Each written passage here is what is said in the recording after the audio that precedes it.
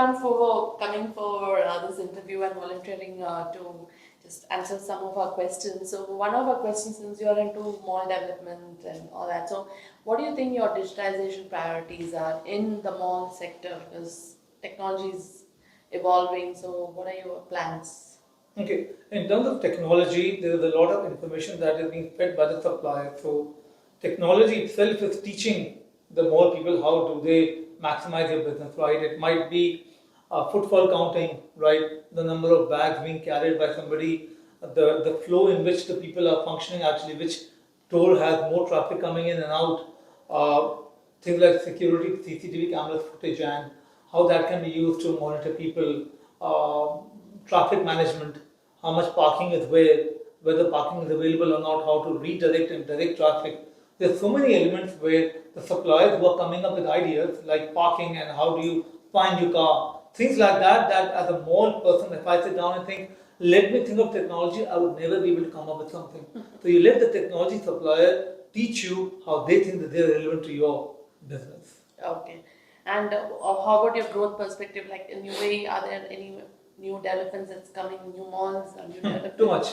So real estate is something that is always like as if it's a step ahead of the market. You're always building for tomorrow. The famous quote of the designers, build it, they will come. So basically, sometimes that works, sometimes it doesn't. But more so, real estate is running a step ahead. So you're sort of expecting what the people will do, right? The Y Mall was way ahead of its time. Mall of the Emirates was way ahead of its time, but everybody can't emulate that. So real estate market is always, and retail real estate, they're trying to look now about not just what to build, but who are the customers. What's popular? Is retail popular anymore, or is it F&B, or is it lifestyle, specialty malls? Right now, we are doing a project which is nothing but auto cars. It's an auto mall. Nothing but all of the auto operators of the world gathered together in a cohesive retail space, right? A fruit and vegetable market can be done fantastically where people have an experience. So these are called specialty projects. So yeah, the market is dynamic.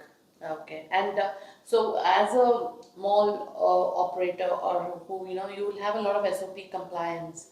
So how do how do you think there's a scope for that? There's the problems that you face on a day-to-day basis? Yeah, so fundamentals don't change. People keep asking, what comes first, what comes last. Well, obviously, if you look at any real estate project and you compare it to a human anatomy, you say, what comes first? Well, obviously, the bones come first. What comes after that? Organs come. Then the supply, then the blood. What does blood do? It circulates. Same thing. Real estate structure has to be built. Anchors have to be placed. Those anchors have to have their own life and their own business. And then what is circulation? It's the people. Yeah. The footfall, how do they circulate? And then to be able to operate all of that, you've got to go back to basics and say, okay, how do I want to benchmark? How do I want to measure? How frequency do I want to be able to measure it in? So, and remember that these projects are very, very long term. A mall isn't just built for a day or a month or a year. Correct. They're long term. So, building a history and understanding from that history and legacy, looking at PBD's projects of that size, of that nature, I think that what people don't understand is how important case studies and benchmarking is when trying to build a new project. Yeah, okay. Anyway, that's it for now. Okay, Thank you so very much, Wooqer, and Thank thanks you. for Take care.